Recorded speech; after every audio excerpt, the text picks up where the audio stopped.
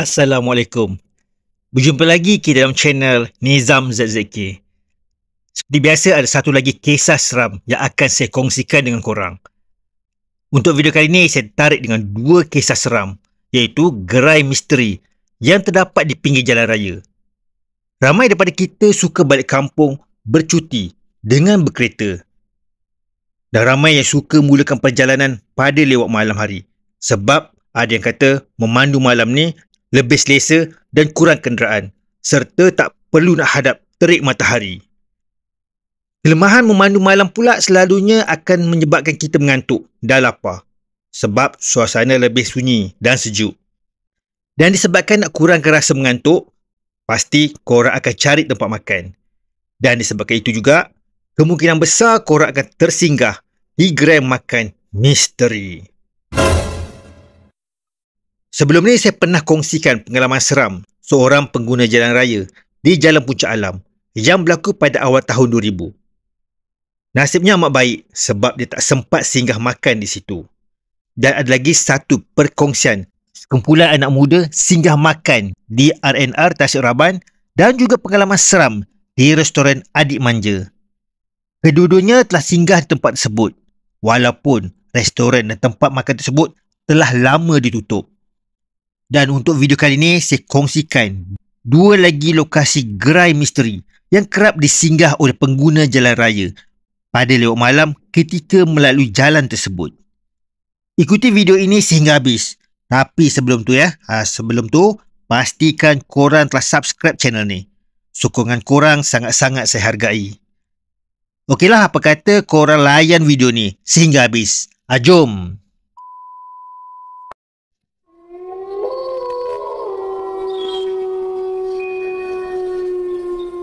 Kejadian ini berlaku lebih kurang 10 tahun dahulu. Yusuf, bukan nama sebenar, bekerja sebagai pemandu lori. Dan sejak tu, pelbagai pengalaman sudah ditempuhi, termasuk kisah seram, apalagi ketika memandu seorang diri. Yusuf memberitahu, sudah menjadi kebiasaan dia untuk memandu pada waktu malam dan menggunakan jalan kampung, memandangkan ia lebih menjimatkan masa. Selain itu katanya, jalan kampung membuatkan dia tak bosan dan boleh melihat kawasan persekitaran selain mudah untuk membeli makanan, memandangkan terdapat banyak kedai di tepi jalan. Seperti biasa, ketika dia ditugaskan menghantar barang dari Kelang ke Pulau Pinang, Yusuf menggunakan jalan kampung melalui Sabak Bernam, Tanjung Karang, Teluk Intan, Parit sebelum masuk semula ke Lebuh Raya di Cangkat Jering, Perak. Ketika melalui jalan Parit Mahong, Yusuf memberitahu perutnya terasa lapar dan ternampak sebuah gerai di tepi jalan. Ketika itu malam, tapi belum tengah malam. Banyak gerai masih dibuka, tapi saya tertarik kepada sebuah gerai ni yang menjual kuih muih dan makanan menggoreng. Saya beli 2 bungkus mi dan bagi RM50 kepada peniaga, memandangkan saya tak ada duit kecil. Ketika dia serahkan duit baki, saya terus masuk ke dalam poket dan berlalu pergi. Yusuf berkata, bagi menjimatkan masa, dia menikmati mi goreng yang dia beli sambil memandu ke Cangkat Jering. Dan sebelum masuk ke Lebuh Raya, dia singgah di sebuah stesen minyak untuk membuang air kecil. Sebelum keluar daripada lori, saya nak simpan duit baki mi goreng ke dalam dompet. Tapi masa masukkan tangan ke dalam poket, saya rasa pelik. Macam ada benda lain dalam poket dan bukannya duit. Bila saya tarik keluar, hanya ada 4 keping daun kering. Masa tu dah meremang bulu roma saya. Yusuf memberitahu dia berasa tak sedar hati dengan mi goreng yang dijamahnya tadi dan terus buka sebungkus lagi mi yang dibeli tadi. Alangkah terkejut Yusuf bila dia mendapati bungkusan tu mempunyai tanah liat yang bercampur cacing dan ulat. Tekad saya terus jadi lawyer sebab saya tahu bungkusan pertama yang saya makan tadi bukan makanan tapi tanah bercampur ulat. Saya terus berlari ke tandas dan muntah kembali apa yang telah saya makan tadi dan bagai dijangka apa yang keluar seperti tanah dan benda yang bergerak. Meskipun trauma dengan kejadian itu, Yusuf memberitahu dia tetap meneruskan perjalanannya ke destinasi sebelum pulang ke Kelang keesokan harinya. Perasaan ingin tahunya juga membuatkan dia kembali menggunakan jalan kampung tersebut kerana ingin melalui kawasan dia membeli mi goreng tersebut. Ketika itu dalam pukul 3 petang, dan apabila saya tiba di lokasi, saya amat terkejut sebab tempat itu adalah tanah perkuburan. Tak berpuas hati dengan apa yang dilihatnya, Yusuf memberitahu dia singgah di gerai berhampiran dan bertanya kepada salah seorang penduduk kampung mengenai misteri yang dialaminya itu. Menurut penduduk kampung, dia bukan orang yang pertama yang terkena. Sebaliknya sudah ramai yang menjadi mangsa, terutamanya pada waktu malam.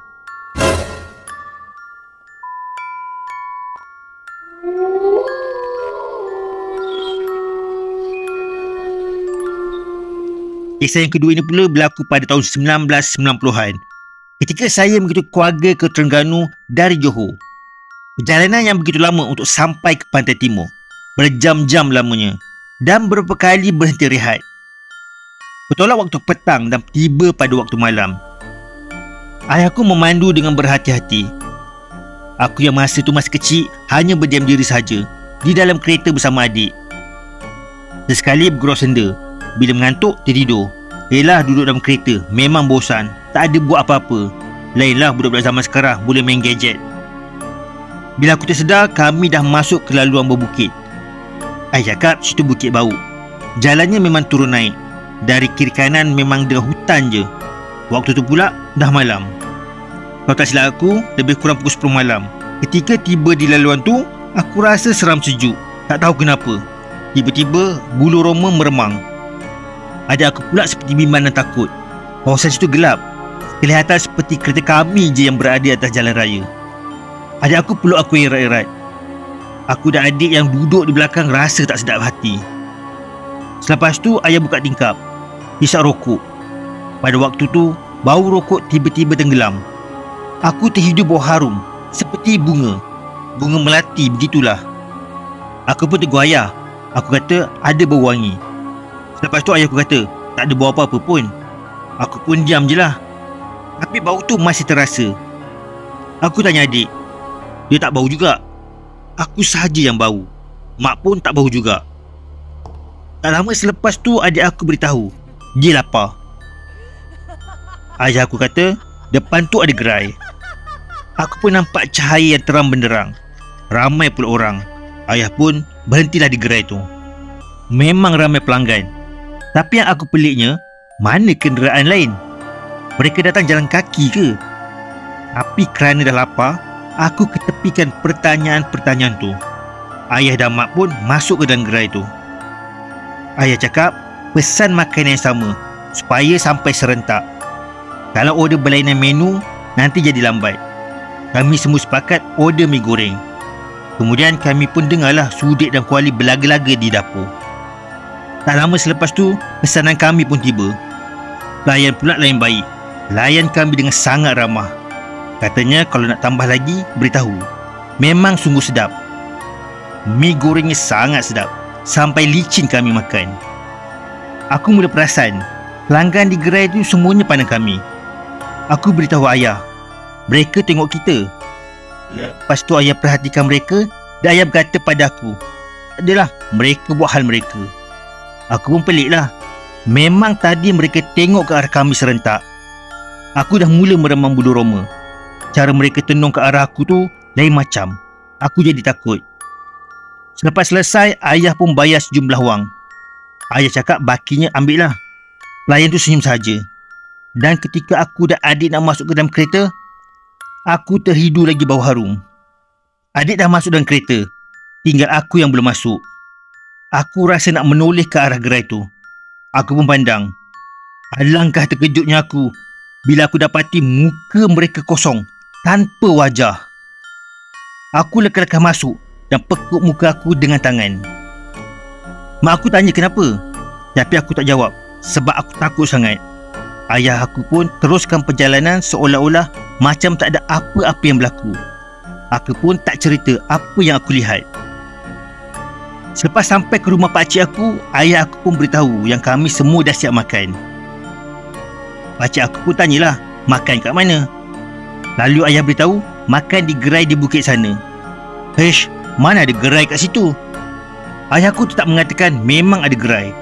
Esoknya ayah pun tunjuklah lokasi gerai tersebut. Tapi bila tengok gerai tu, memang tak ada. Yang ada cuma pokok asam Jawa je. Lepas tu ada duit ayah di atas batu. Ketika tu badan aku dah mula panas. Aku demam. Aku pun beritahu yang malam tu aku nampak mereka tak ada wajah. Pakcik memaklumkan gerai yang kami makan tu boleh jadi gerai bunian. Habis tu, apa yang kami makan?